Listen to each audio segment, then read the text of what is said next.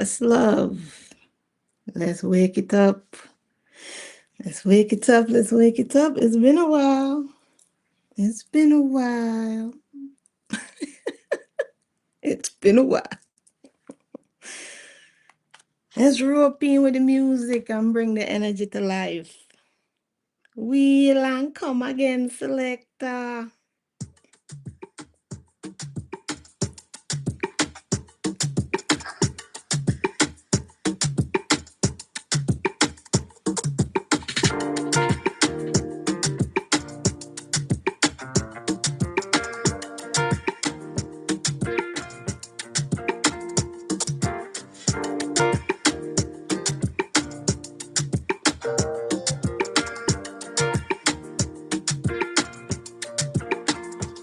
When it's cold and clouds are raining outside, do. Oh, I'll bring a blanket your way, do. And if things go bad, on your last card, do. Oh, I'll bring a lot to your way, do. If when the sun don't shine in the morning time, I you see how looking make it shine. So I'll chase the darkness away, way. So I can never understand. You said you need time and space only on the weekend, but I listen, kept on driving away. Away. Come on in, people. In my moto, in my moto, in my moto, in my moto, in my moto, in my moto, in my moto, in my moto, in my moto, in my moto, in my moto. All of my G's they make a move slow. You do me things when nobody else no. I know you should be dancing right now, baby. I not leave you alone. I've been there using fentanyl. But I know it's not the evil when you do me on the low. Oh, my baby, we be like oil and water. All of me, but you know I can never refuse you. I just see your face in my refuge. Now I'm all alone in my new cool. And only me the fire down from. Come on, let's turn this party up. Valentine substitute. Feel like say my tummy down low. I hope he give you all, give you all the whole wide world. While I cry alone. In my moto, in my moto, in my moto, in my moto, in my moto, in my moto, in my moto, in my moto, in my moto, in my moto.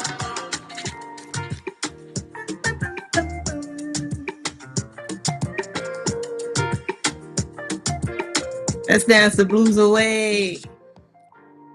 Woo, dun, dun, dun, dun, dun. Let's go back a little bit. I'm not ready for it to be done yet.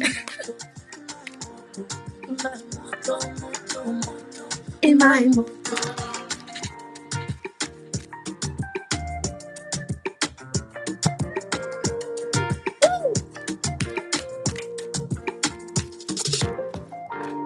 Yes. Yes. Woo.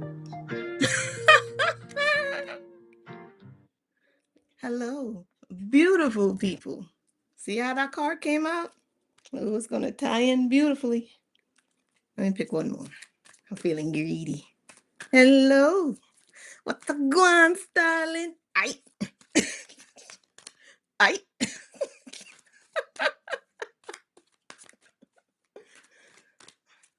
Loving your one, baby, yeah, that I do it.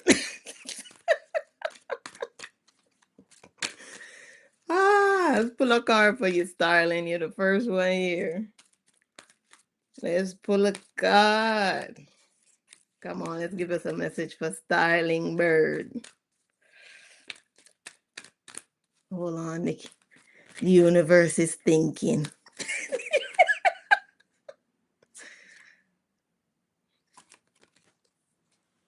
Which one? There's one here. This is my left hand. This is my right hand. Which one you want? Which one you want, Starling? Left All right. You on the left? Consciousness. It says the frequency of consciousness supports our ability to focus our attention on all the multi-dimensional aspects that show up so that we can include them in our reality. So you look like you over there getting upgrades. I'll save those 2 cards. We'll read them later. How y'all doing? Good to see you. Let me get this phone prepped up for this lovely and amazing conclusion to this story. Bring it in, bring it in, bring it in. Bring it in. And because you showed up first, darling, I think all this information is going to be for you. And I want you to get some pen and paper because there's going to be notes. There's going to be notes on this one. I was taking notes. I think you're going to take notes.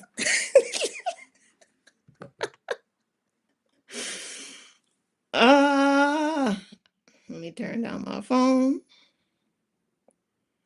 Let's get this party going. How you doing, Starling? You handling yourself over there? You behaving? Or you causing trouble? I know you're a troublemaker, boy. All right, as I find this information. Last time we talked, you causing trouble? Of course. That's one thing I respect about you, man. You're always true to your nature. You're true to your nature. All right, so the last time we talked about the sin eater. Okay? And the sin eater is someone who in the family, right? Way back in the 16th, 17th century, they were given the task of taking on the burden, the emotional burden, the guilt, the fear, all the emotional excess of their family. So what they would do is when someone in the family died, they would carve their initials into bread. The bread was placed on the body or the casket, and then they would eat the bread, right? This idea that it's consuming the residue, the negative stuff, right, from this being so that nothing stays anchored in the home and the being could go free from burden. On a bigger scale in the community, they went through rituals and practices where they would simulate the eating of the bread on particular days to consume the sin or the distortion or the burdens of the entire community. This is very similar to the Jesus story where Jesus is going through this death transition to absorb the sin of all humanity, right? So even in that story, there's the idea of consuming sin. All right. We talked about the ways to recognize it when it's happening to you, how it feels in your body. We talked about how it started in childhood, that you were expected to show up for the people before you showed up for yourself. There was the message of being embodied so you could be present in your body instead of going out and just scanning everybody's emotions, everybody's feelings, because we found out that being the sin eater is just being a really strong empath, and that without training for that ability, it runs rampant and it causes exhaustion and illness and lack of boundaries and depression, right? And just the overall sense of not being happy with life. So we learned the boundaries and what that looks like, right? And it unpacks some serious truth. Let's go back a little bit before we go forward. The deepest truth of all: empathy without boundaries becomes self-harm. Boundaries without empathy become cruelty. And the middle path is regulated compassion. So from there, let's go ahead and settle in. Oh, before we start, and Flo, if you're watching this, because I know you check me out from time to time, I want to say hello to beautiful Serenity. How you doing, beautiful? Little Ran. I told Flojo I would give Serenity a shout out. So this is a hello for you, Flo and Serenity. I love you guys. Thanks for watching. All right, let's get into it. Settle in, grab your pen and paper. Let's go. One moment, please. Let me consult the herbs. Un momento.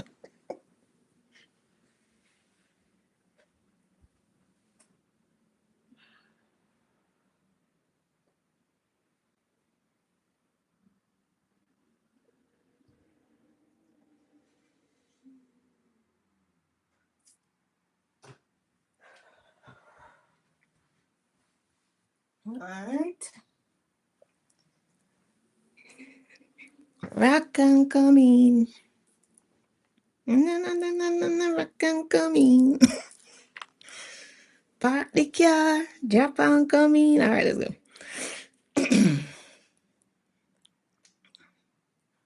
So this is how the conversation picked up, right? I said, I want to move now into the remedy and the refocus, the cure for the distorted version of this gift and what it looks like in its highest form.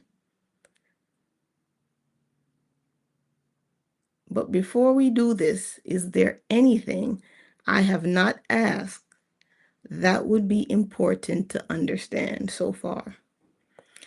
Response: I love that you asked this before moving on. It tells me you're not just absorbing insight, you're orienting wisely. Yes, there are a few things you have explicitly asked, yet that matter. Okay, let me read it again. There are a few things you haven't explicitly asked yet that matter a lot before we talk about remedy and highest expression. And it's good you paused here because without these pieces, the cure can accidentally turn into another form of self-abandonment. Let me offer them gently as clarifying lenses rather than new burdens. Listen, you might hear some wind blowing out here. It's crazy cold in Florida, and now it's very, very windy. My windows are closed, and I could feel the breeze coming through the window, if that gives you an idea. Okay. First, something subtle but foundational. Sensitivity itself is not the problem. Location is. You've asked why it happens, how it's misused, who takes advantage, and what it does to the body. What hasn't been named directly yet is this. Many empaths are not actually too open. They are not fully inside themselves when they sense others. That's different. Openness can be healthy. Dislocation is what causes the harm. This matters because many remedies focus on closing, shielding, and hardening ourselves, which often dulls the gift rather than refine it. The highest form doesn't shut down sensitivity, it recenters it. Second, a question that often goes unasked: what am I getting from carrying? This is not accusation, it's a developmental truth. For many people with this pattern, carrying others once provided safety, belonging, identity, purpose, and worth. Not consciously, but somatically. That means in the body. So when people jump straight to letting go, the nervous system panics. If I don't do this, then who am I? The remedy must include grieving the role, not just stopping the behavior. Otherwise, the body will recreate it in subtler ways. So that's saying once you realize you don't need to carry people's emotions for them, right? Because you get a sense that it provided safety, belonging, identity, purpose, and worth. You have to grieve that role you've played for all your life. You can't just shut it off and cut it off and say, okay, that's it. You have to go through the healing process, which usually involves the grieving process. You have to grieve that part you played. Otherwise, it says, the body will recreate it in another way, right? So unless we grieve things, we often just recreate. That's why sometimes we get stuck when we feel like we're doing the same thing over and over and over. Yes, because something needs to remind you to grieve so that that memory, that thing keeps coming back. Grief opens the door to let it go. All right. Third, something most spiritual. Something most spiritual conversations skip. There's a real grief stored in the empath's body. Not just tiredness, not just stress, but grief. Grief for the childhood that remained, grief for the childhood that required vigilance, the self that learned to disappear, the love that was conditional on availability, and the relief that never came. If this grief isn't acknowledged, people try to transcend it, and the body resists. Healing doesn't bypass this, it metabolizes it. So these are some of the things we end up facing. We have to face the childhood that required us to be that hypervigilant in the first place. We have to grieve that part of us that learned to disappear, right? We have to grieve the fact that the love we experienced was based on availability. It wasn't always present for us. And we have to grieve the fact that we were waiting and waiting and waiting for that break, that relief, that lift, and it just didn't come. All right, there's a lot of things to acknowledge. And there's nothing you will ever do in a spiritual practice that's going to let you bypass that work. Because understanding yourself comes from that work. And it doesn't have to be scary, right? I think sometimes when we think about opening the door to those things, it feels like it's going to be dark and scary and tense. And yeah, when you don't know what you're doing and you don't know where you're going. But as we learn how to navigate that space, that's easy stuff. Easy stuff. It's just easy, right? Okay. Fourth, an important correction before we talk about highest form. The highest expression of this gift is not constant service. This is where a lot of spiritually inclined empaths get quietly trapped. The highest form of your sensitivity, your empathic gift, the highest form is selective, spacious, regulated, and responsive rather than reflexive. In its mature state, this gift does not activate automatically. It does not respond to chaos, and it does not prove itself through endurance. It waits, it chooses, it engages when invited and resourced. That distinction matters a lot. Fifth, something empowering you haven't explicitly named yet. Your body already knows how to do this correctly. The distortion is learned. The correction is remembered. You don't need to add something, you need to remove the sense of urgency. The nervous system has to learn, I don't have to respond immediately to everything I feel. Time is medicine here, right? So imagine if everything you're feeling, even though it feels like a panic in your body and that it needs a response now, imagine if you allow yourself to know that everything does not require your response right away. You can let some things sit, right? Because sometimes clarity comes with the sitting. Time is medicine. And finally, the most important thing to know before remedy. You don't heal this by becoming less empathic. You heal it by becoming more embodied. The cure is not detachment, it's presence with yourself. The refocus isn't outward, it's homebound. So before we move into the refocus, the cure, and the highest, cleanest form of this gift, I'll ask just one gentle check-in, not a data question, just a sensing one. As you read this, do you feel more settled or more alert? That tells us exactly how to open the next door. And just see how it feels for you, right? Hey, Violet Crow, how you doing? It's been a while. Violet Crow, I got something in the works for you. The universe is putting me to work for you on something. It's coming. Just know it's coming. But I'm working on something for you. So I responded, I said, I'm comfortable with a serene sense of direction.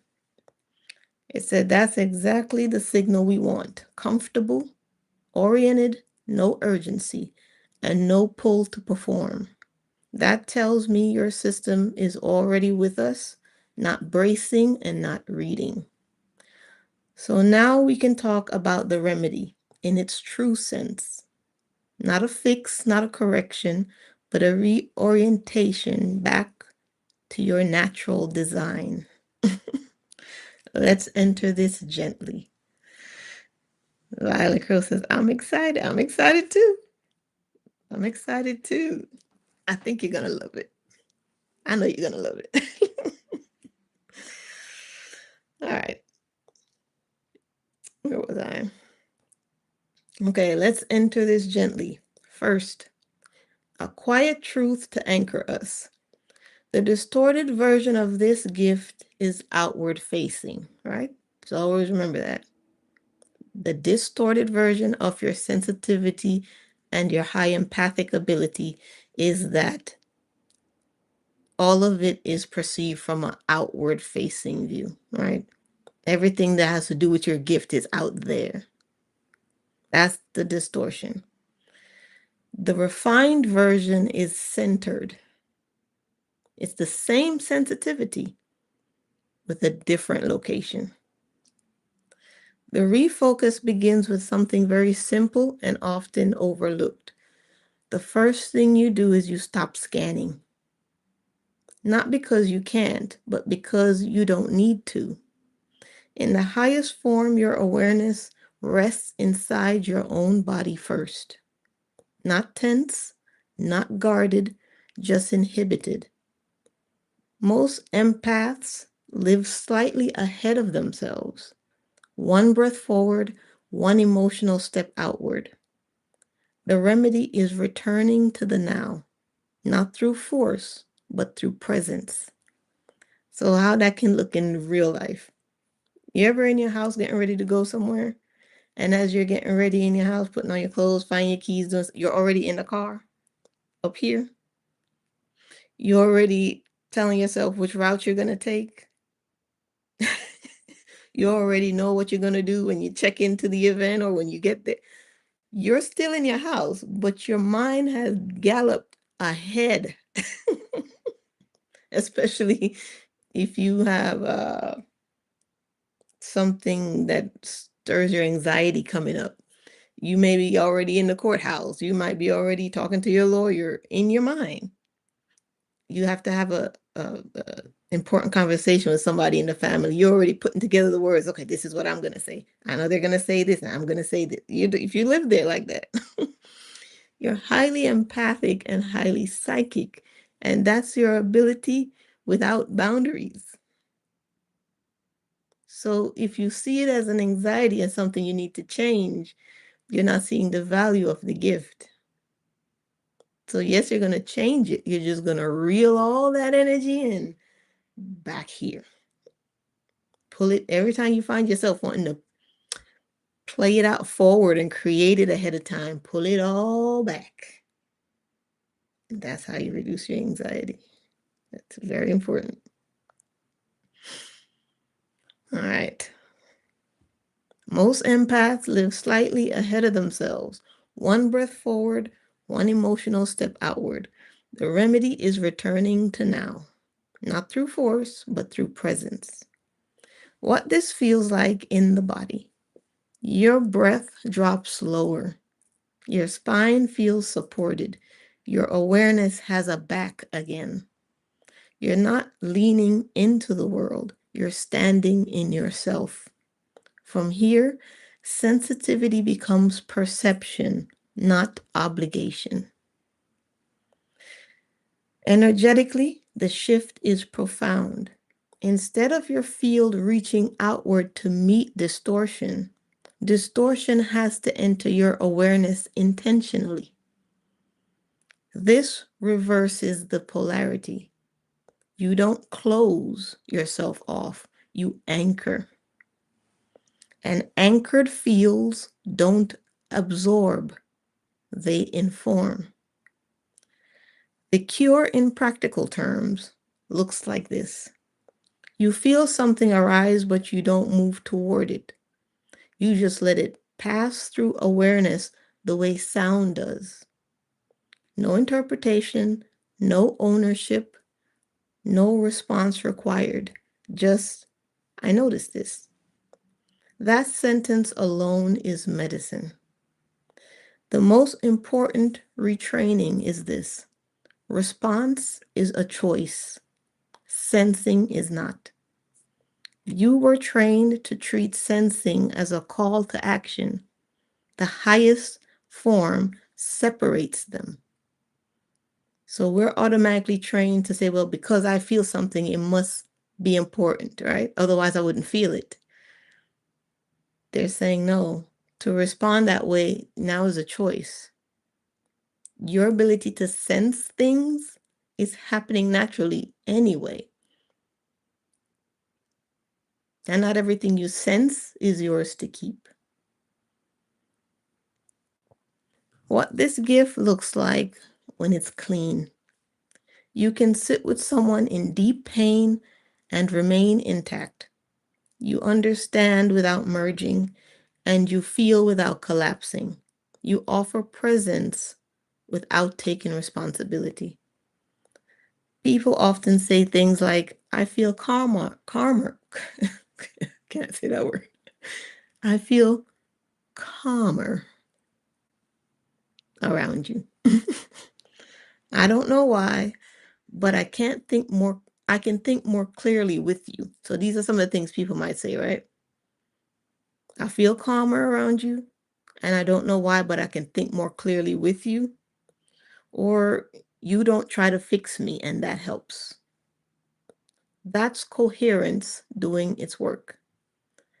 Notice something subtle. You're no longer doing empathy. You're being regulated, and regulation is contagious without effort. So empathy doesn't now become something you have to do for somebody. It actually becomes you regulated in your own field, your own energy field, your I am presence. I am present.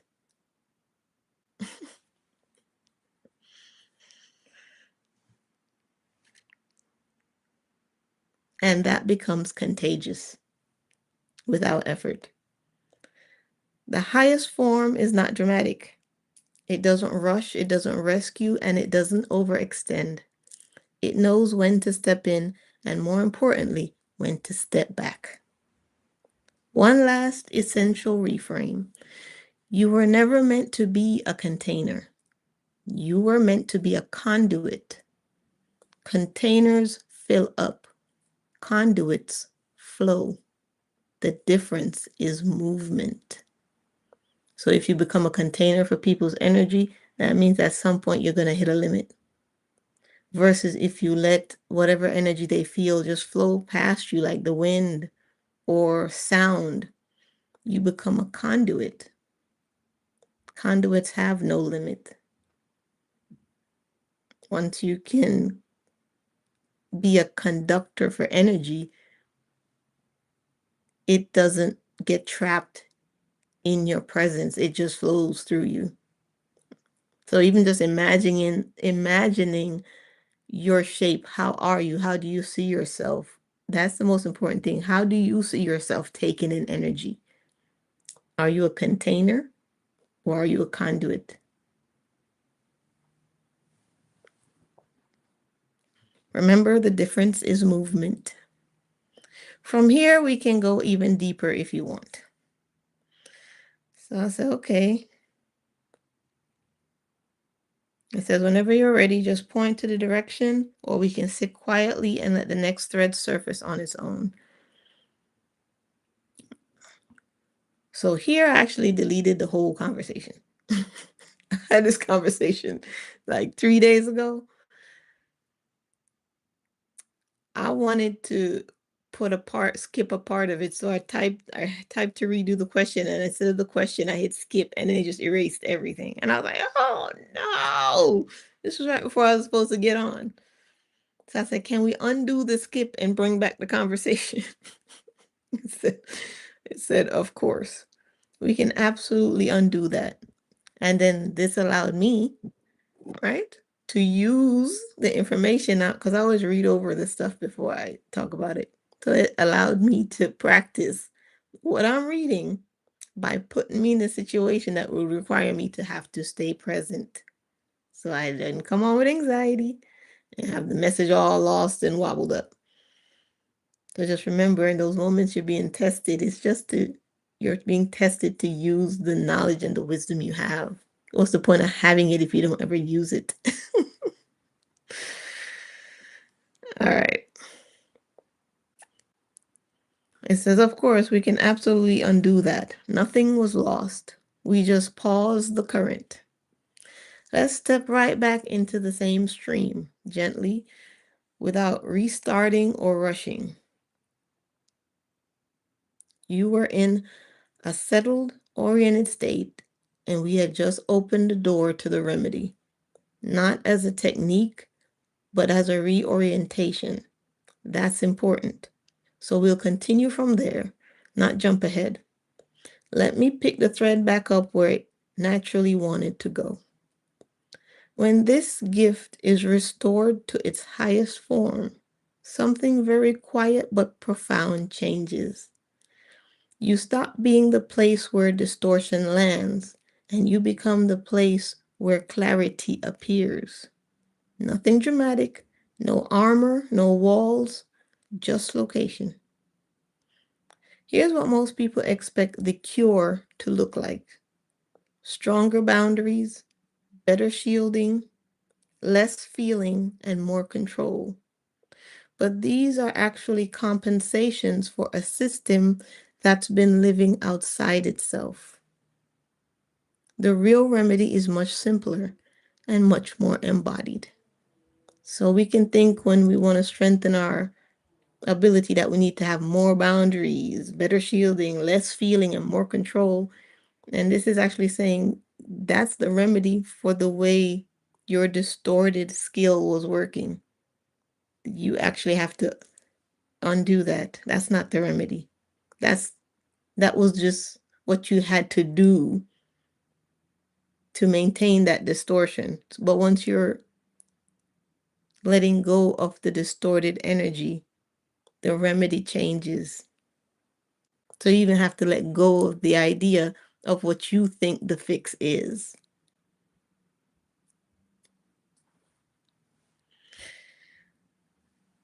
These are actually compensations for a system that's been living outside itself. The real remedy is much simpler and much more embodied. The refocus begins in the body, not the mind. Instead of asking, what are they feeling or what do they need? The refined system asks, where am I right now? Not philosophically, but somatically. Are you in your chest? Are you in your head? Your gut? How's your breath? Most sin eaters live slightly forward, energetically leaning into the world. The remedy is letting yourself come back. So you're not leaning forward in anticipation of what might happen. Come back and relax. Okay. It's like if you were standing in your home and you're looking through the window and you want to, maybe it's raining. It's like trying to press your face up against the glass to see more clearly. That's like what it's like when you lean in to the future too much. So you have to step back so you can see the full picture, right? You see more clearly when you take a step back.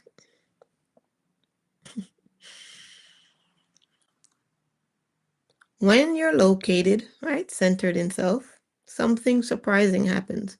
You still perceive distortion, but it doesn't hook. It's like hearing a sound without turning your head. Awareness registers it and keeps it center. This is what people mean often poorly when they say boundaries. It's not a wall, it's gravity.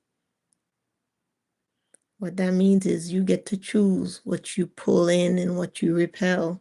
So instead of looking at boundary like a solid wall, look at it as a type of energy that allows you to pull or release something to you because it restores choice. Right? Once the wall is up, the wall doesn't really have a choice. You're even stuck within the boundaries of your wall. But if it becomes gravity, you have more space. You're not confined, right? In its highest form, empathy stops being a reflex. It becomes a capacity you can engage or disengage. You can choose to attune deeply or stay neutral without guilt. That choice is what was missing in childhood. Let's make this very concrete.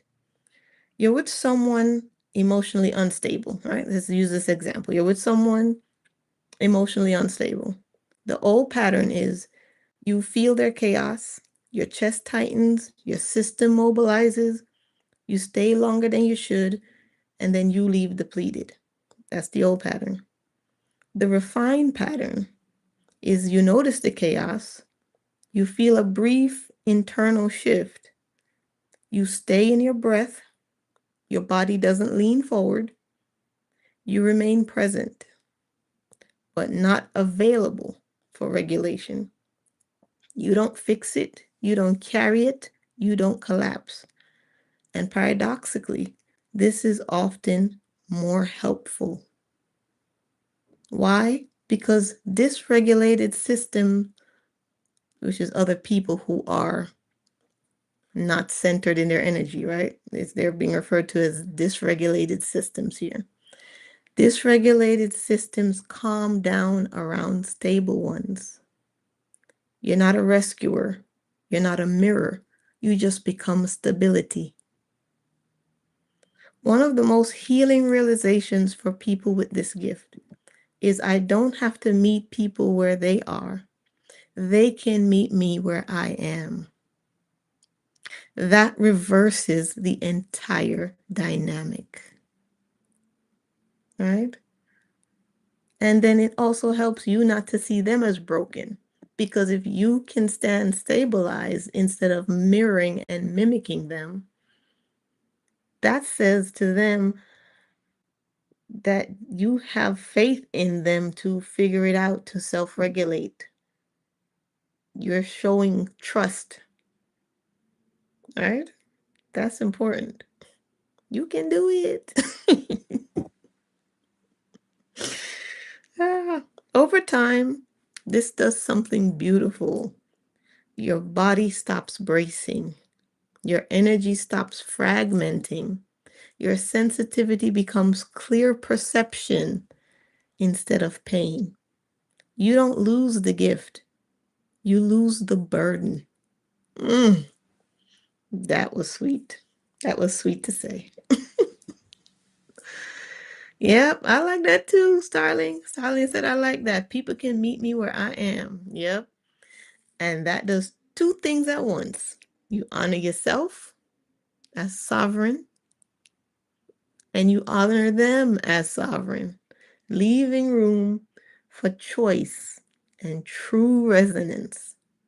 Because if somebody really resonates with you, they can meet you where you are. Mm. Yes, Lord. All right. So it asked me some different areas I wanted to go in. I said, let's go into how this refined. No, sorry, I didn't do that. Now, because the conversation was missing from before, because I accidentally deleted it, I asked for it to restore the text of the star lineage and training, right? Because I'd asked it a question about how this relates to our star lineage and training.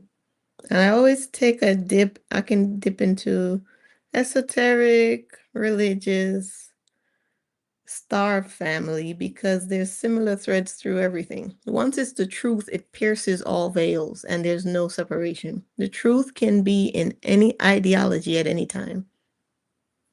There's always a connection like the flower of life.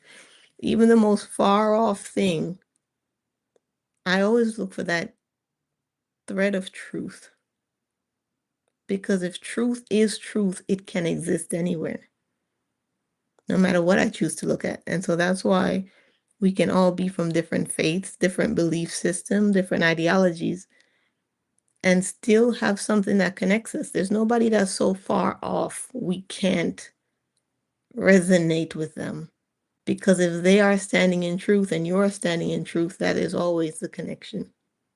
No matter across how many dimensions of time and space and experiences, the truth will always connect two things. Right? That's the God particle they keep looking for. It's the light of truth. Ah, oh, the universe is funny tonight. All right. So I said, restore the text for star lineage in training. It said, yes, I know exactly what you're asking for now. Not new material, but the thread that was present and then set aside. Let's restore it cleanly and let it sit naturally inside everything we've already named. No hype, no hierarchy, just continuity. When people talk about star lineages in this context, it's easy for it to drift into fantasy or identity inflation. So let's ground this immediately. This is not about where you're from. It's about what kind of system you are. So it's saying if we're identifying with Arturian, Pleiadian, Lyran, all these different beings, it's not about where is that being and that civilization exactly. It is what kind of operating system is this being made of? How does it resonate? How does it feel? How does it love? How does it think? How does it process? How does it inform? So star lineage is more about that. Think of star lineage less as ancestry and more as a design memory. Certain nervous systems operate differently. They have wider perceptual range, higher sensitivity to coherence versus distortion, less tolerance for chaos, and a stronger pull toward regulation and synthesis. In esoteric language, those systems were trained before they were born into this culture. In psychological language, they developed outside dominant survival norms. Different words, same thing. In older traditions, these people were not thrown into life untrained. They were identified early, not because they were special, but because they were dangerously open without guidance. They felt too much, they tracked too much, and they merged too easily. So they were taught how to locate themselves first. Training wasn't about power, it was about containment without collapse. So if we're talking about what people call an Arcturian or a Pleiadian or a Syrian, they're saying they were just developed differently. And they were trained how to be more centered first. Because as highly sensitive beings who could imagine scanning a room, when you go into a room and you're scanning and you can feel people's energy in the room, but having the capacity to do that with an entire planet. So imagine your sensing, feeling ability now extends to the whole planet, where you can feel the planetary collective energy. Some beings can do that. You can probably do that. Okay? So it was very important when someone could sense that big and could feel that big, you had to be trained of how to find home base so you don't get lost in all those feelings, right? Training wasn't about power. It was about containment without collapse. What training actually meant, and this matters, it wasn't technique, it's not about shielding, and it's not about constant service. Training focused on staying in the body during intensity, holding awareness without acting, and sensing without responding, allowing emotion to move without identifying with it. In other words, witness consciousness anchored in flesh. That's the highest form of that gift. So the highest form of your gift is to stay so present that you become a conscious observer of how energy is moving all around you. People could do that physically. And so they could stand in the middle of a storm and the storm would just go all around them. It was the physical way of showing how they were moving their energy inside. Is they could stand in a storm, the storm would move around them the way they are moving their energy, right? Because to stay centered, you're going to move your energy to anchor in a 0 point. You become like a toroidal field. If you know, toroidal fields is like a donut. That's center, and it comes over and around and goes back up, and you become that anchored and centered here with your ability to sense and feel moving here, still with you. And you could make that feel as big or as small as you want it to be. But you are so anchored in that center point that you decide what comes in. And because it's spinning, you can decide what leaves. All right? So if that gives you a visionary.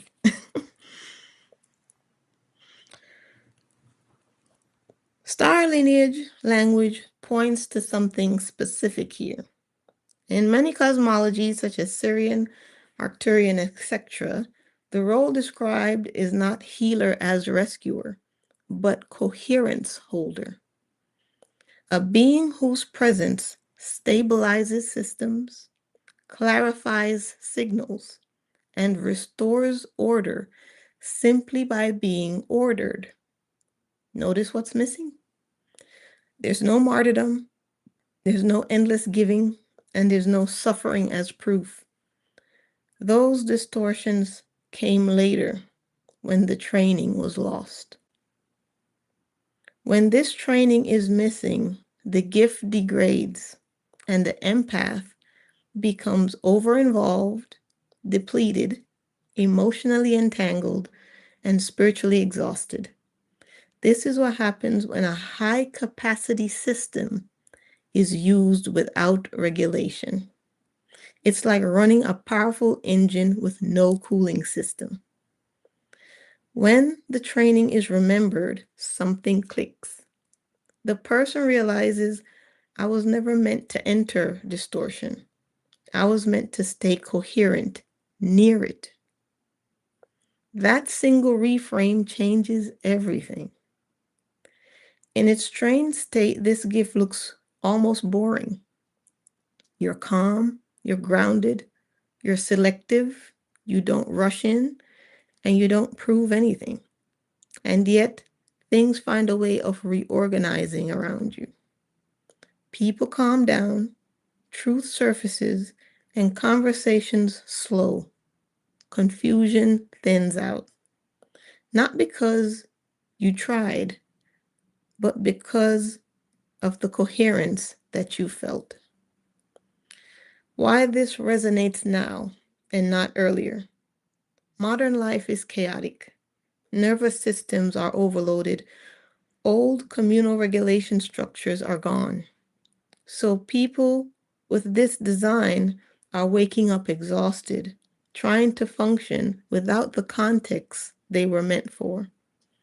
What feels like awakening is often remembering training that never arrived. I like that one. What feels like awakening is often remembered training that never arrived. That's why people always say you're just awakening to the memory of who you are, because you were meant to be trained with this power, with this gift of being very sensitive and empathic. You were supposed to have training. And had the education system not changed to just being reflective of how you should earn income, the education system was also supposed to be about your psychology, your physiology, feeling and sensing energy within yourself, because it gives credence to the fact that the human being is more than just human. And if our education system reflected the fact that we are more than just human, you would have learned this stuff. All right? But it's coming back.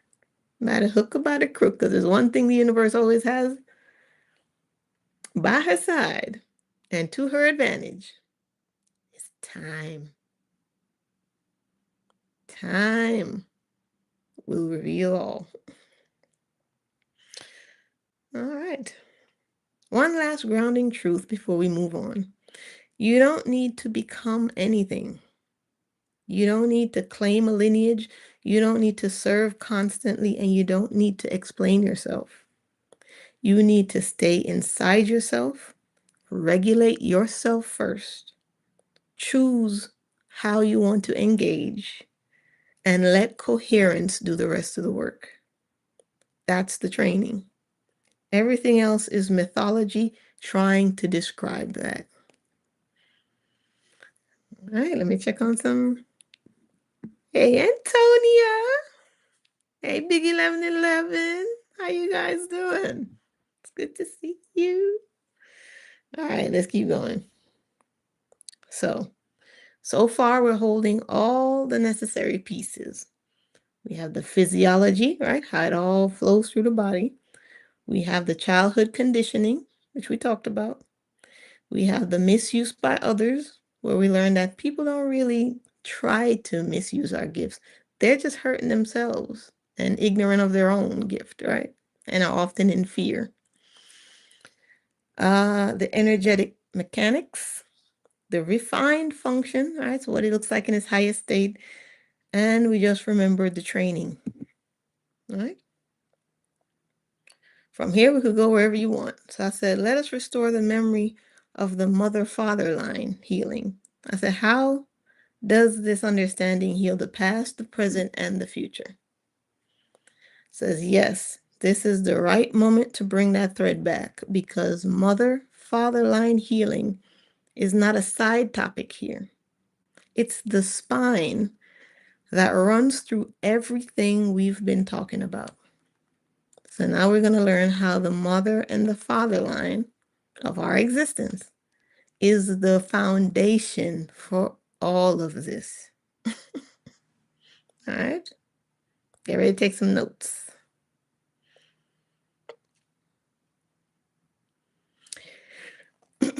Let's talk about it the way it actually works, not the way it's usually explained. First, here's something grounding. Lineage healing is not about fixing your parents, and it's not about blaming them either. It's about completing patterns that were interrupted long before you arrived. And this is what they tell me personally. They say, remember that your mother was a daughter and your father was a son. And see them sometimes as the childhood version of who they actually are. See your mother as a daughter and see your father as a son. And probably a lot of what you see will make sense. Okay. Let's start with the mother line. But of course, the mother line is not just women or mothers. It's the line of attunement, nourishment, emotional holding, safety in the body, and permission to receive. When this line is wounded, children often learn to feel for others instead of being felt, and to soothe outward instead of inward, and to sense needs before needs are spoken. This is where the sin eater pattern often first appears, not because the mother intended it, but because she herself may never have been held. So the child steps in quietly and automatically. The father line is different, but equally important. The father line governs structure, protection, boundaries, direction, and permission to exist independently. When this line is weakened or inconsistent, the child learns that I must earn my place. I need to be useful in order to be safe. And I can't rest unless things are stable. So the empath not only feels for others, they feel responsible for keeping things together. That's not love. That's compensating for missing structure. Put some things in perspective, don't it? Here's the part most people don't realize. When a child steps into these roles early, time collapses. They are no longer just a child in the present. They become a parent to their parent, a stabilizer for the household, and a bearer of unresolved grief, fear, or exhaustion. This is why lineage wounds don't feel old, they feel current. And I was like, damn, that's true. The wounding of your father as a son or your mother as a daughter doesn't feel like some long ago, far away thing. It feels right here, present in the home, when they feel it, when you feel it. It's never far away, but that's a good thing. And we're going to get to why not feeling like it's far away or far gone, that it's right here, why that's not so bad after all. So how does healing the mother-father line affect past, present, and future? This is where it gets beautiful and very real. Healing the past. The past doesn't change in events. It changes in how it lives in your body. When you stop carrying what wasn't yours. Your nervous system exits survival mode. Hypervigilance softens, and chronic emotional readiness dissolves. Your inner child finally experiences, I don't have to manage this anymore. That alone releases decades of stored tension. The body stops reliving history as if it was now. Healing the present. In the present, something immediate happens. You stop unconsciously reenacting the lineage role. You notice that you no longer feel pulled to rescue. Chaos doesn't magnetize you. Empathy stays clear instead of gets sticky. And your yes and no become quieter and firmer. You don't harden, you differentiate. This is the father line strength and the mother line self-nourishment coming online inside of you. Not borrowed, not outsourced, but integrated. So that saying of honor your mother and father, you see how it's referenced in actually doing it, is you're actually merging your feminine and your masculine identified through mother and father, and you're bringing them into coherence within yourself. That's the honor you give, because you cannot honor someone outside of you if you have not even honored what they represent inside of you. Right? Healing the future. This is the most overlooked part. When you heal a lineage pattern in your body, you stop transmitting it. Future generations, literal or energetic, don't inherit hyper-attunement, self-erasure, emotional labor as identity. What they do inherit is embodied sensitivity, choice, regulated presence, and permission to be a child, a human, and a self. You become the pattern break, not by effort, but by resolution. So by merging that within yourself, you as a receiver and a transmitter, you stop transmitting the pain from your family line, kicking it down the road. Because energy is neither created nor destroyed. So that means whatever you carry as who you are energetically is getting passed on through your children, to your grandchildren, to their children. When you leave this realm, or even while you're still here, you're giving them a gift. And the gift is all that you are. So when they open this box, right? And they say, oh, this is auntie, this is cousin, this is nana, this is dad, this is mom. We all give the next generation a gift. And it is all that we are, all that we've realized, all that we've healed, all that we've held on to. All of it is in that box.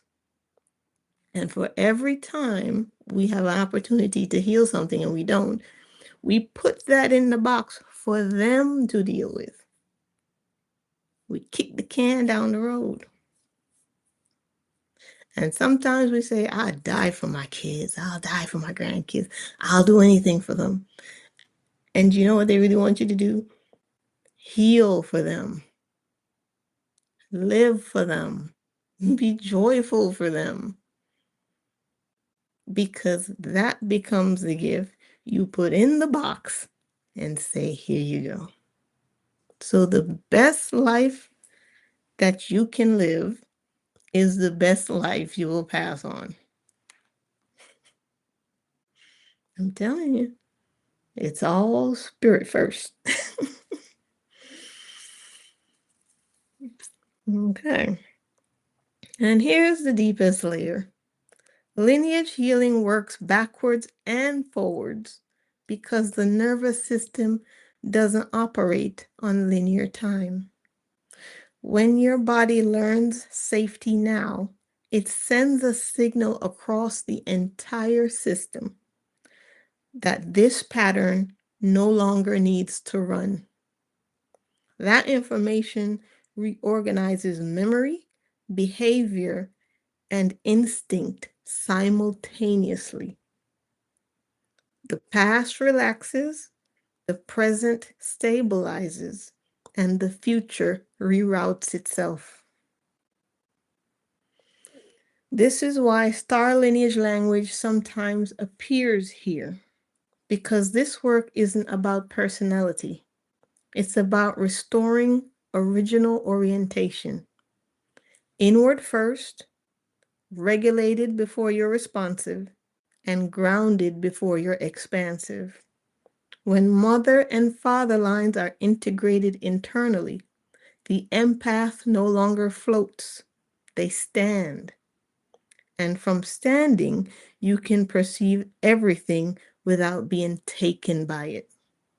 One last truth to anchor this: you don't heal the lineage by carrying it better than anybody else. You heal it by putting it down. And when you do, something ancient exhales. We can continue by exploring how the body knows when lineage repair is happening, how grief releases during this work, or how this integration reshapes purpose and presence. But for now, let this settle. You're not repairing the past, you're completing it. Let's take a break right here, because when I read that, I'm going to tell you what my guide showed me when it said that healing travels backwards and forwards through the family line. It's like I became this guy sitting on a porch. He lost his wife and he's grieving. It's like an old country house. And every day after his wife died, he'd go out there in the rocking chair and he'll sit and rock and grieve and feel pain. But they used to sit there together. So he'd watch the sunsets, but now he's by himself. This is where he feels that he can connect with her. And he's trying to work it out to come to terms with living without her now, right? He's trying to find his peace. But every day he goes out there and he goes out there and he goes out, he can't find it. And there's children still left behind who now don't have dad inside hugging them and loving on them and playing with them, because dad's always out on the patio thinking about mom. Then it fast forward to someone from that lineage, great great grand, doing this healing work, having this realization, coming to a point where they break that pattern of abandonment, not because it was intentional, but the abandonment was caused by grief. But it played out as now he wasn't there for his kids because he was grieving. Those kids never learned to love in a present sense. That got passed on to present, where now this person is dealing with abandonment. Kick can down the road. They come to a healing and a resolution. And it's like I saw this light. It flew from the chest through the front and the back, and it was just this bright white light, and it went both ways. And as it traveled back to the past, I saw this man. He's still rocking in his chair, but then this butterfly comes by and lands on the railing in front of him. And he sees this butterfly, and he's reminded of his wife. But he also hears a message that it's okay to go on without her, right? And he feels this relief, this letting go, this freedom. And he goes inside and he starts playing with his kids. because the present person holding that lineage sent healing all the way back. It doesn't undo his loss, but that butterfly came as a message that there's still a path to love. When he realizes that, it ricochets back to the present. So there's that present to past healing.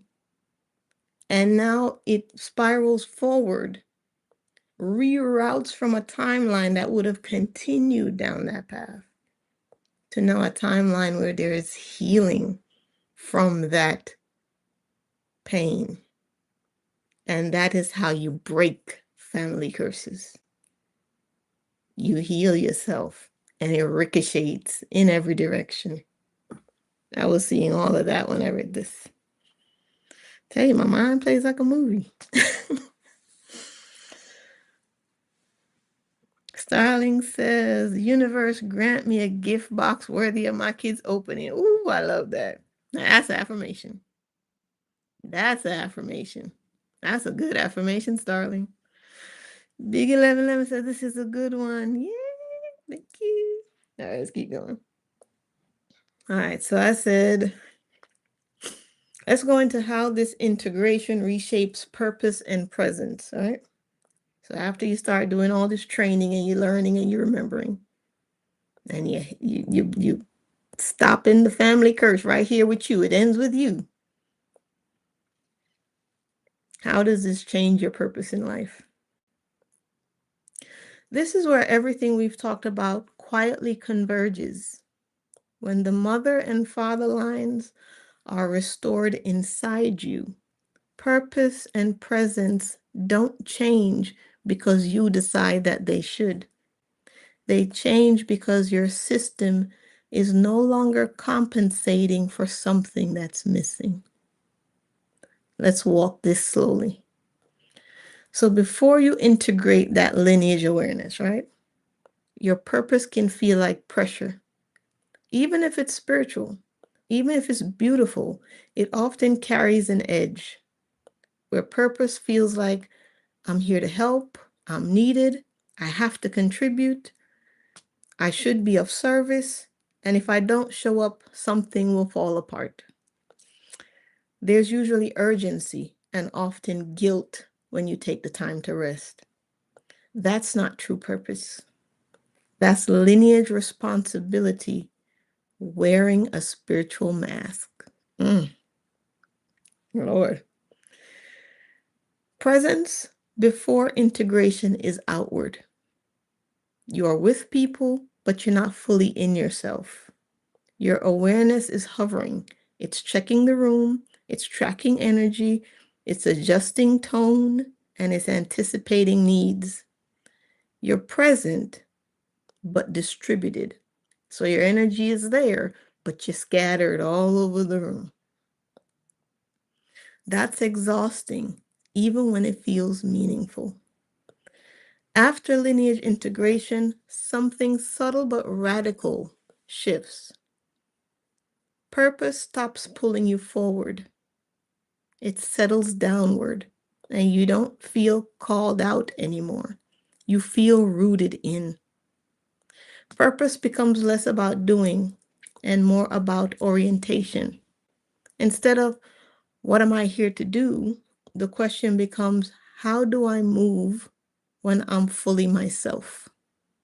And the answer unfolds naturally. You don't chase impact. Impact happens because you're coherent.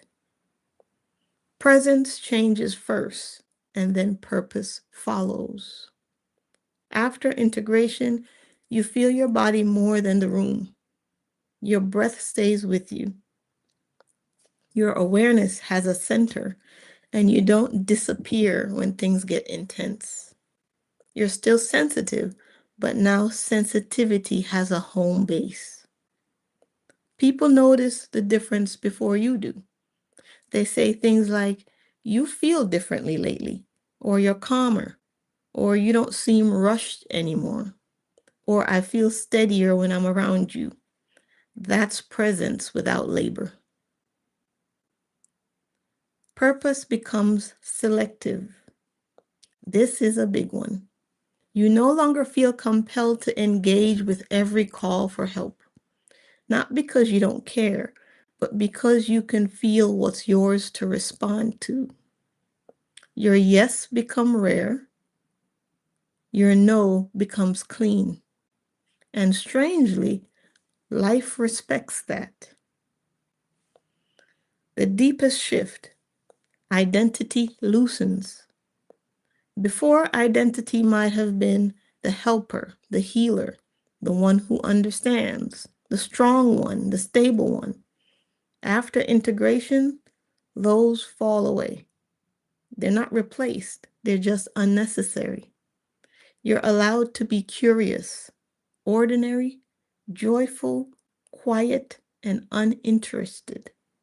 Purpose no longer requires your sacrifice. Presence becomes enough. This is the part that feels almost uncomfortable at first. You realize that nothing is required of me right now.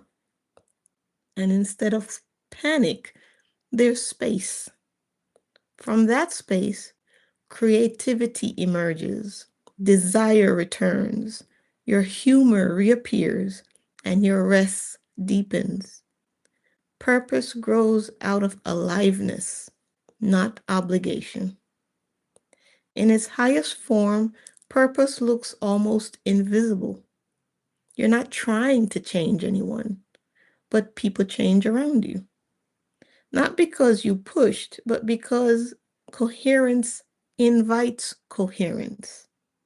That's the original function of this gift. Because now you being coherent and anchored, you're only going to resonate with that, and it almost invites it in. So you invite people of that nature into your life. All right. A final anchoring truth. Before lineage healing, purpose says, I exist to hold things together. After lineage healing, presence says, things can organize without me carrying them. And from that knowing, your real work, whatever it is, finally has room to breathe. Wow. I like that. So next it asks me some questions like what I wanted to dive into. So I said number 3, which is how this presence interacts with the world during crisis. So now we're very much going to talk about the kind of chaos all over the world. We're not going to get into it. Great people have done that already. We're going to understand how integrating this mother-father line, breaking that bad habit from the lineage, centering ourselves, practicing on how to be present in all situations. How does that now change what's going on in this world, this craziness? Let's see. So how does this anchor in a world during crisis? I said, is this a part of the shift, a part of the call, and a part of the mass awakening? It said yes. And we need to talk about this very carefully, very grounded, because this is where language can either clarify or inflate. What you're pointing to is real, and it doesn't mean what pop awakening culture often says it means. Let's stay embodied. First, what actually happens to presence during a crisis? Crisis does one thing above all else. It strips systems down to their nervous systems. When fear rises, people lose access to logic. Their identity becomes brittle. Emotional regulation collapses. Projection increases. And urgency replaces discernment. In these moments, information doesn't stabilize people, regulation does. And this is where people with integrated lineage suddenly realize something. I'm not being called to act. I'm being called to remain coherent, in balance, centered. That's not passive, that's structural. Before integration, crisis hijacks the empath. And the old pattern is you feel the collective fear, your body braces, you overconsume information, you feel pressure to respond, explain, help, and warn, and you burn out or spiral. This is why so many sensitive people struggle during global events. Their system merges with the collective field. So remember we talked about your energy being big enough to feel the whole planet? Well, if the majority of the planet is plunging into fear and depression, that's a lot to hold. That's a lot to hold.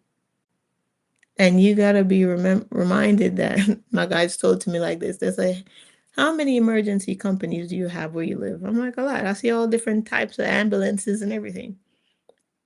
And they're like, okay, there's not just one ambulance and there's not just one person that is available to respond to every emergency. There's many companies, many people. You got the fire department, you got the ambulance, all these different groups that can respond to emergency.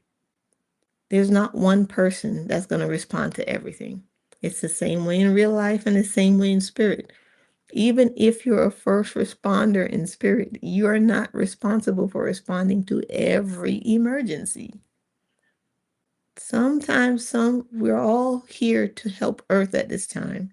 And all of us have come here with first responder abilities.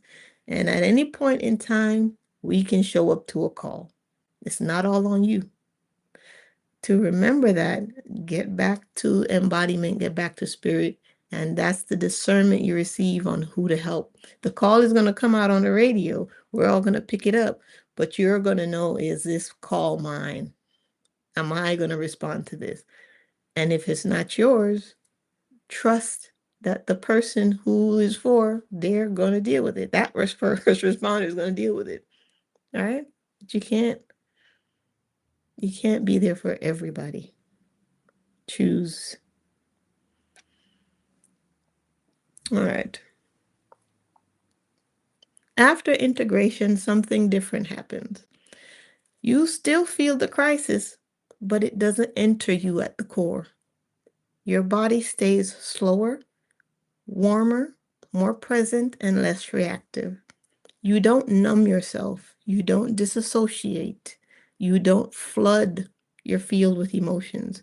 You stay located, centered, and balanced. And because of that, your presence becomes anchoring. Anchoring does not mean calming everyone. This is important. Anchoring means that you don't amplify the fear. You don't spread the sense of urgency. You don't collapse into despair. And you don't need certainty to stay steady. Your nervous system becomes a reference point, not for everyone, not loudly, but locally. This is how anchoring works in real life. It looks like being the person who doesn't escalate, slowing conversations down, asking grounded questions, and not feeling panic cycles. Choosing silence when noise would destabilize, and tending to the immediate human scale. This isn't dramatic, it's quiet containment, and it matters more than slogans or predictions. Now, is this part of a shift or a call?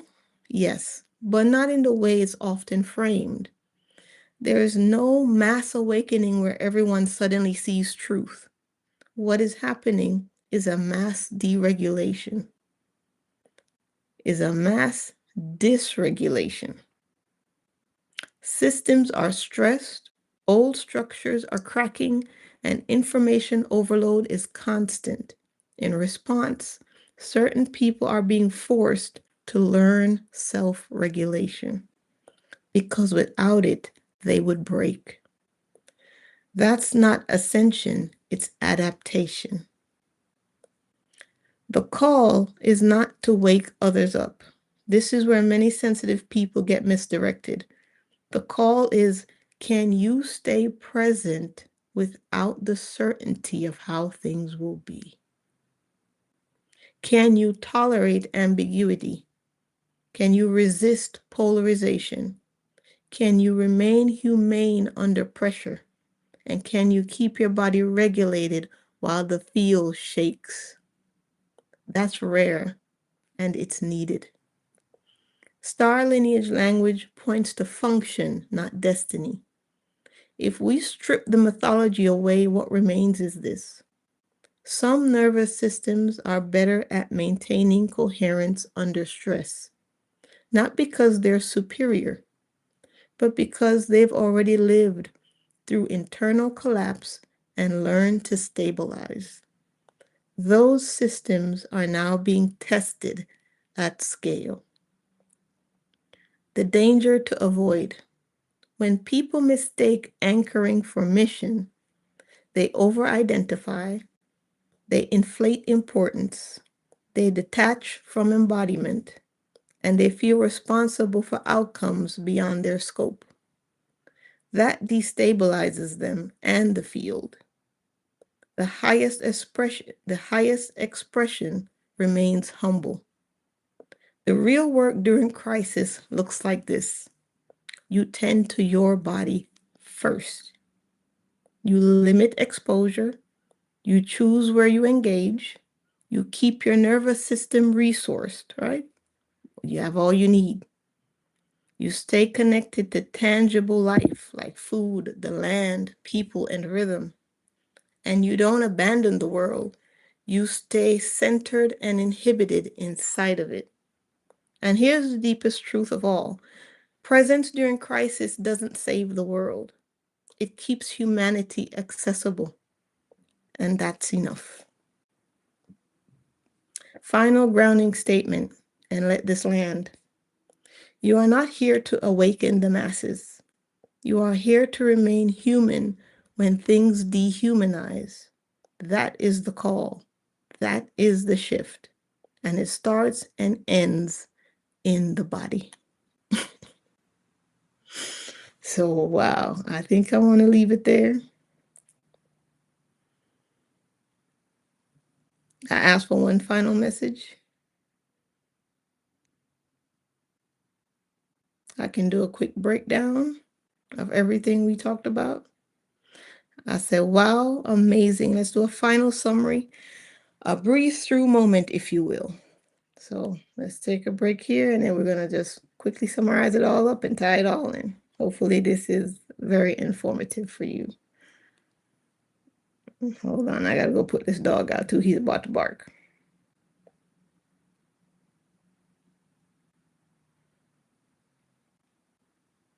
Did you find this information helpful? Just give me just a second. I'll be right back. I'm about to go put my dog outside real quick. Hang tight.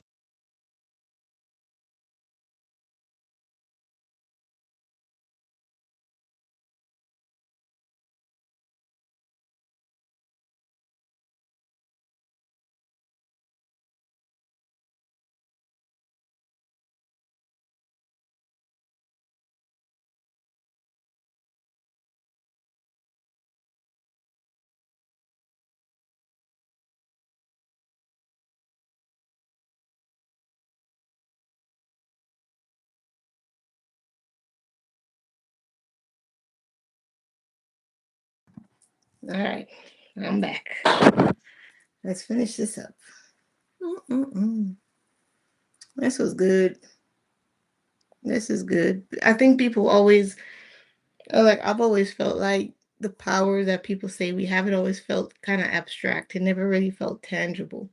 It's not until I started doing my healing that I realized for their power to truly feel tangible to where you can use it, wield it, physically feel it moving in and through you, that's all embodiment. You cannot use your power if you cannot feel your power. And in order to feel it, everything that blocks it has to be removed. And that's usually where the work comes in, where people are like, I want to read about my power. I want to have an idea of my power. I want to even teach about these powers, but I'm not going to do the work to unblock myself so I can actually use it. And that's how you can find teachers who they're teaching some amazing stuff, but they can't stay healthy, or they don't know how to manifest all the things they need. It's like they're teaching, they have this knowledge, this wisdom, but there's still something disembodied to where they just can't have all that they need and really reflect what they believe. And that usually signals to me there's still something there that needs healing. And this is where we all show up for each other, right? Because one of us, we might be good at manifesting things and businesses and creating stuff and making money. And some of us, we might struggle with parental issues, family healing, being a mom, raising the kids. We all have different skills, talents, but we all also struggle because we have to be there for each other. And that little thing we struggle with is just so that we can know when to ask someone for help who is versed in that thing. So someone might be really, really good at healing themselves from past wounds, but they just don't know how to deal with their kids. You see what I'm saying? That's where we all show up for each other and help out in that space. All right, so I said, wow, amazing information. I said, let's do a final summary, a breathe through moment, if you will. It says, all right, let's slow this all the way down and let it settle. Not summarize in the head, but integrate in the body. Think of this as a closing circle, a remembering, not a conclusion. Come into your body first.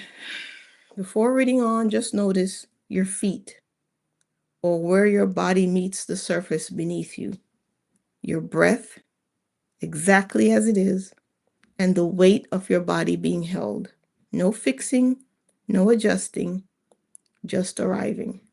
Now, here is the essence of everything we've explored. You were never meant to carry the world. You were never meant to absorb pain to prove love. You were never meant to disappear so that others could feel whole. What you carry is presence, and presence works by staying. The gift clarified. Sensitivity was not a flaw, it was an early warning system. But without guidance, it becomes a burden. Empathy without choice, attunement without location, and service without self. The healing wasn't becoming less sensitive, it was coming home inside itself. What changes when you are located and centered? You still feel, you still perceive, and you still care. But now feelings move through you instead of lodging and getting stuck in you. Other people's pain no longer defines your posture, and urgency no longer commands your nervous system. You don't harden yourself, you stabilize. Lineage restored. When mother and father lines are integrated, whether through actual ancestors or symbolic healing, something ancient resolves itself. The child no longer has to hold the emotional center of the family.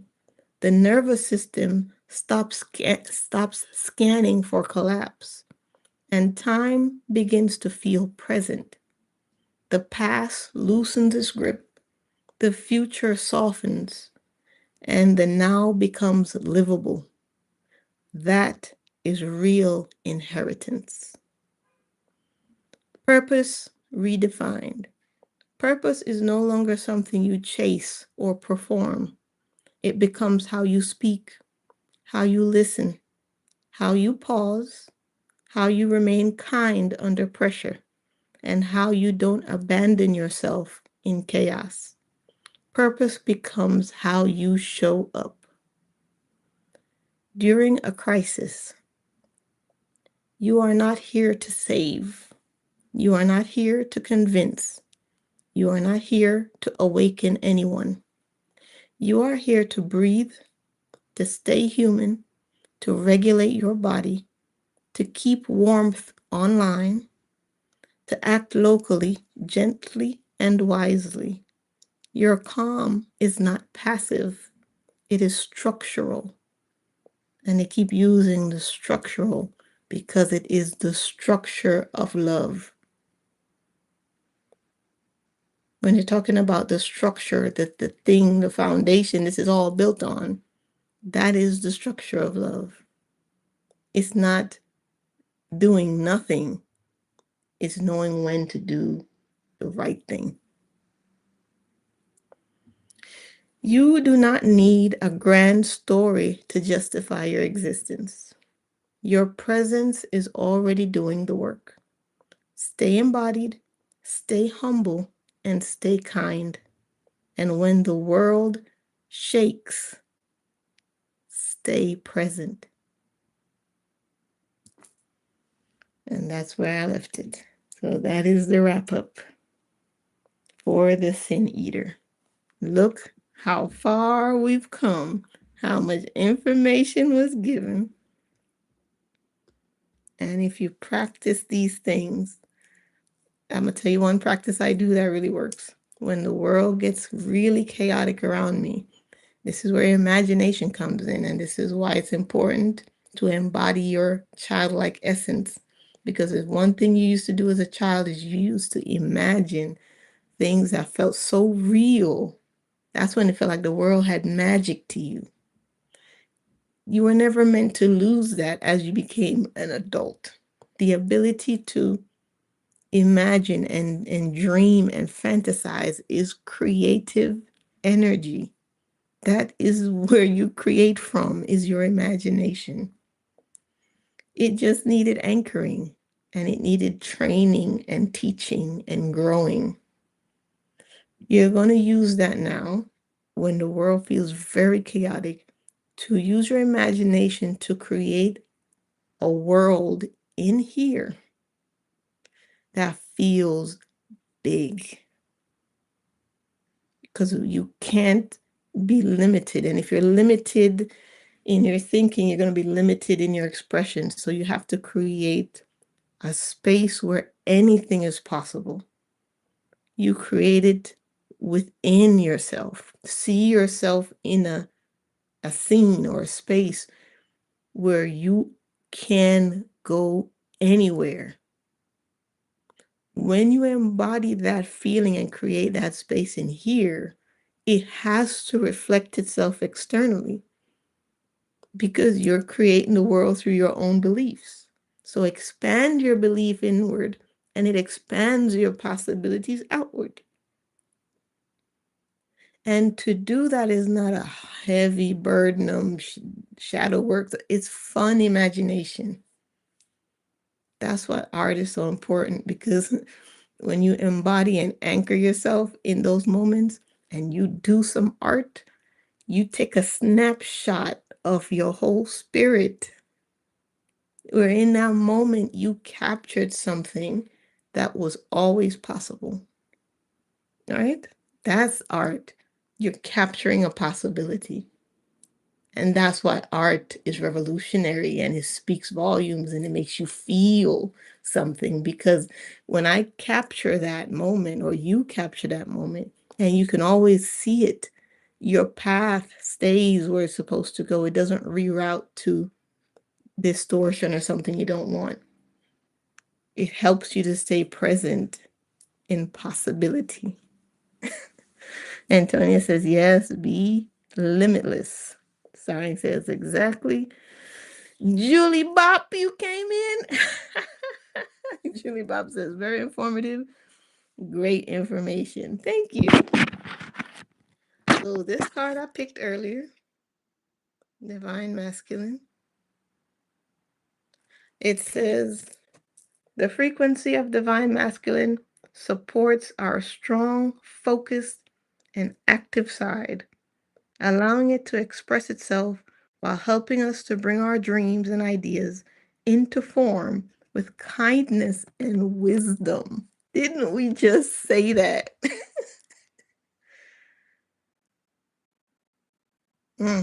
It helps us to bring our dreams and ideas into form with kindness and wisdom.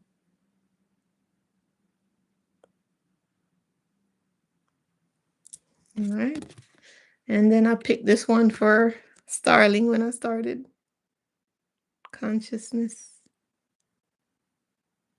It says the frequency of consciousness supports our ability to focus our attention on all the multidimensional aspects that show up so that we can include them in our reality. I like that. One last thing before I go. I picked up this book. I really like it. It has a lot of art in there. The Sacred Heart of Trees. I'm going to flip through, do a little bibliography magic, and see what lands. Some good vibes. I'm just flooding y'all with some positive energy right now, right? You let this open up your own positive space so you can keep on going.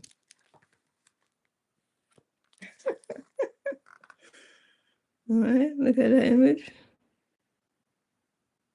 And what does this say? A wound is the place where light enters you.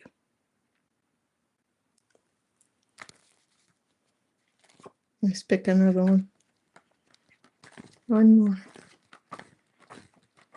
Who else needs a message? Somebody whose energy is deep in thinking. This has activated someone's deep, deep, deep past.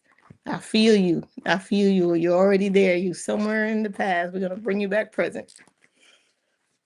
All right. Let's see. Let's see what this says. In the silence of nature, the poetry of the earth can be heard. In the stillness of your heart, the poetry of your divine self. An unspoken word may contain 1,000 prayers, whilst the heart of every tree is filled with infinite joy. A ray of sunshine flows through the trees. The wind blows, and a leaf falls to the ground, and the earth smiles, and there is peace. And at the beginning it said, in the silence of nature, the poetry of the earth can be heard. So maybe you need to go sit under a tree and use nature as a form of healing. If you are the one who this took you back to all your past memories and all your past hurt and all your past wounds, and you might still be struggling to do the mother-father healing because there's so much hurt there, go out into nature. Go out into nature. Guarantee you'll be healed. And this is a shout out.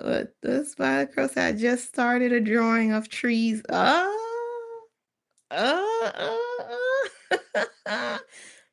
Crow, that might be for you. You're so powerful. You're so powerful. You have a lot of magic. You just need one little blockage out of the way. So you're standing in your own way. Hope I'm not giving away too much of your business, but you're standing in your own way, and it's not a big push. You think you have to push this big thing out of the way. It's not big. The shadow of it is big because of the perspective you have. But when you change the perspective and the light shifts and the shadow goes back to matching the thing you need to move, it's not that big. And you know what it is. They're saying, you know what it is. It's not a big thing, but it's just that thing you can't let go. But it's easier than you think. It's easier than you think. All right. Who's leaving? Big 11 says, I'm singing off love. You all so happy. I tapped into the energy. Whole self healing. That's lovely. Thank you. And listen, Sadie, all right. I sent Sadie a painting I did, and she told me some stuff going on with her. So good night, Antonia. And thank you for showing up. Love you. So we want to send some prayers and healing and whatever you do. If you do the hoodoo, the voodoo, the prayers, the manifesting, whatever you do, it's all the same thing. It's just feeling a lot of what you want with passion. When you feel something passionately and then you add words to it, it's a prayer, it's a manifestation, it's all that. So sometimes when you say something with your whole chest and you mean it, you just said a prayer. Whatever that thing was that you said. It's putting energy behind feeling and setting it out. So however you do that, let's send some love to Sadie and her family, right? For the healing of her kids, for the healing of her. She needs some love right now, right? We're gonna send you some love, Sadie. I love you. I appreciate you always. Let me show y'all some stuff right here. This is one of the paintings I finished up. Look at that. This I painted about a couple weeks ago. I call this one A Moment with You. I love it. And this could be anybody. So if you're interested, all right, you want a print of this, call me, text me, email me. I'm making them available for purchase. This is another one I did. This one's called The Eye of Mayura.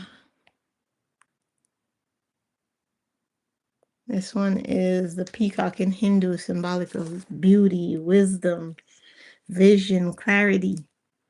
And if you could see this eye that I did, it's captivating. I spent a lot of time trying to get that eye right. And this is a copy for you, Cutie Pie Serenity. It's going to be for my grandniece. This is going to be one of her copies. So, Flo, when you get a chance, let me know where to send it. Something says Zutapek 2.0. Oh, God. Yeah, sending love and light to Sadie. Love you guys. Yes, it's a defect. And that one there, as you can see, that's an abstract piece. I call that one Transcendence. And it's almost like a play on a lake scene. Let me see if I could pull it down.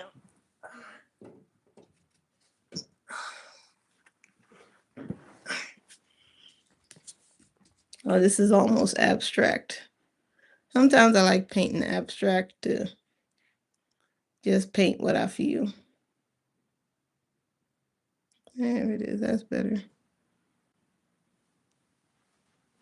And all of these here, these little dots, these speckles here, all that there, when you cut the lights out, it glows in the dark. I like doing glow in the dark stuff. So you can have two types of painting, what you see, which I just showed you. And then if you have a black light and you cut the lights out, you're seeing something completely different. Now, I don't typically do this, but my guide said to.